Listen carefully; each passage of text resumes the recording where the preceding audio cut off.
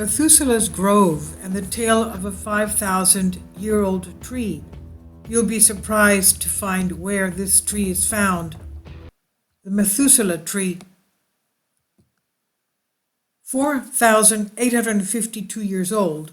The Great Basin bristlecone pine, the tree growing high in the White Mountains of the Inyo County in eastern California, that's north of Ridgecrest, recognized as the non-colonial tree with the greatest confirmed age in the world.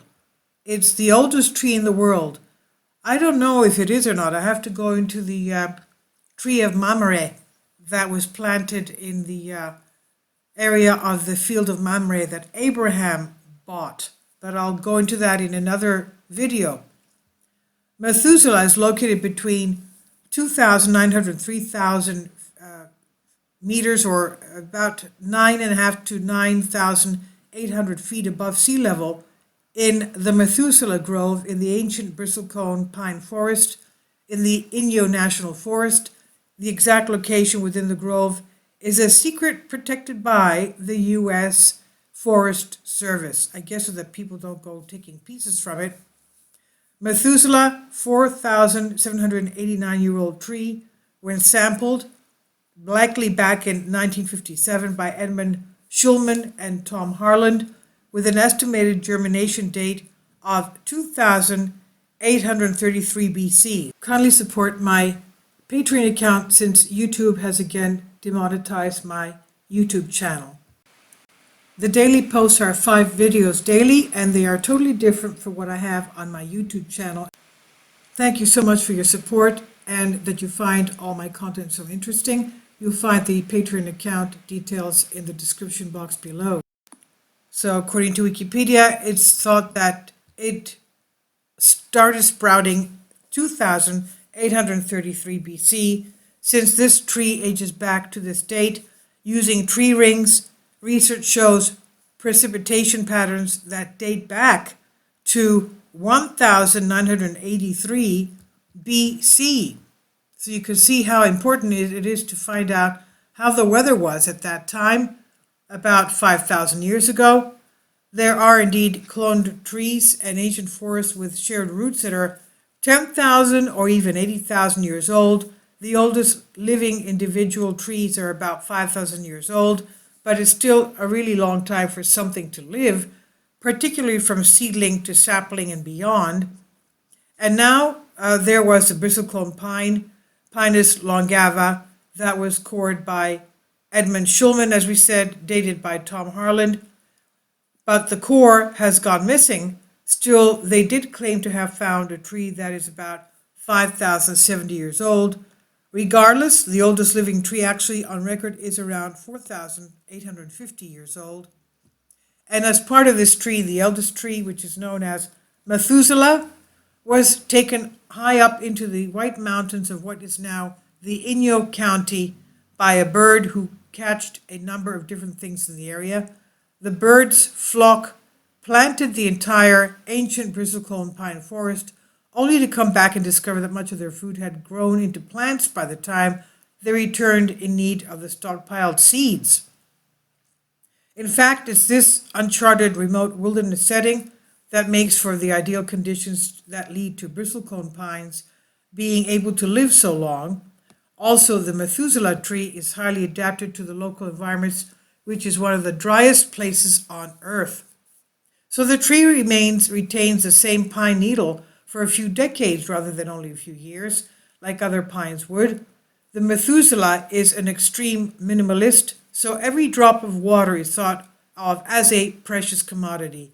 So simply put, the tree is used to only just having barely enough water to get by, and Methuselah is just happy with that, fine with that.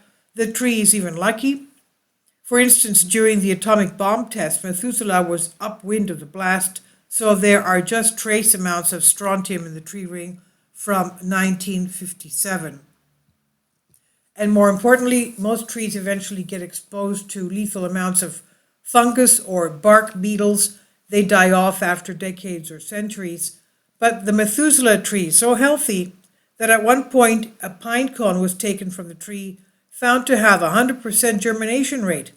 So Methuselah may be old, but the tree is definitely still filled with its vitality and sexual vigor of trees. Methuselah is capable of producing healthy, viable offspring at almost 5,000 years old. So that's amazing. The genetic material in that plant is perfectly preserved to this day.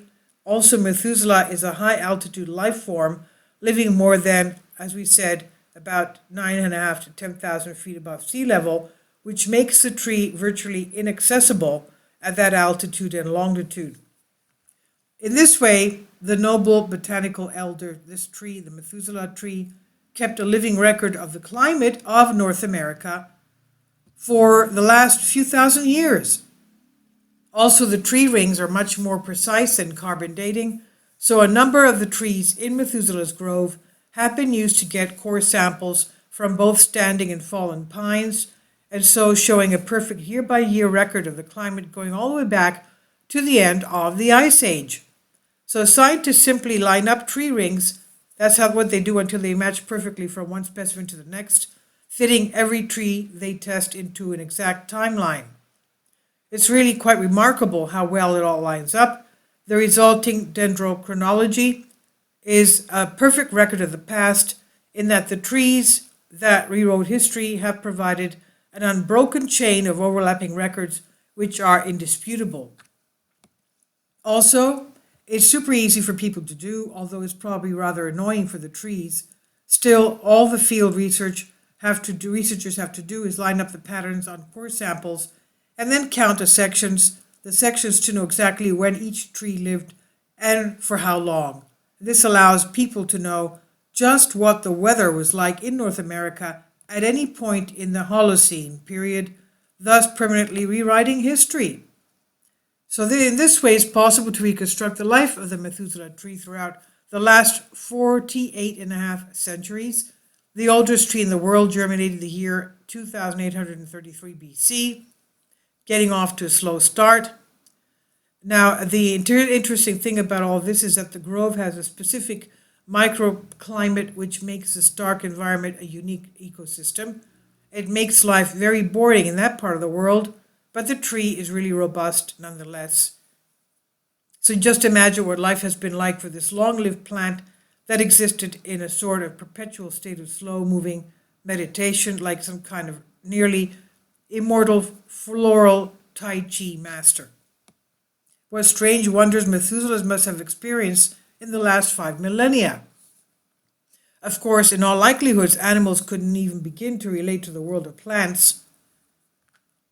Now, floral consciousness is presumably much different than faunal consciousness, animals that is, but plants definitely react and communicate just like other organisms. There is even something that it is like to be bacteria, but it's easy, its essay is about trees. So what was it like to be the Methuselah tree? Methuselah must be able to remember the coldest winter as being that of 1628 BC. This was the volcanic winter when the sky turned black from the ashes of the volcano eruption of Santorini in the Mediterranean Sea, Santorini being a volcanic island of Greece, when the few cells that did grow in the tree got so cold they burst after freezing solid. Can you imagine how cold it must have been? A thin black frost ring marks the tragedy that accurately dates that archaeologists could never namely the fall of the Minoan civilization. The archaeologists could never find it, but it was the Minoan civilization fall from the Santorini eruption. And it could be Methuselah remembers it quite well, not knowing what happened, of course, just that it got really cold. There was acid in the air and it stayed dark even in the daytime for a long time. The point is that it would severely traumatize the tree. So unless Methuselah is senile, then that old pine tree is aware that it lived through that catastrophic event. So what a soul of a tree is like, we have to look at their bodies first.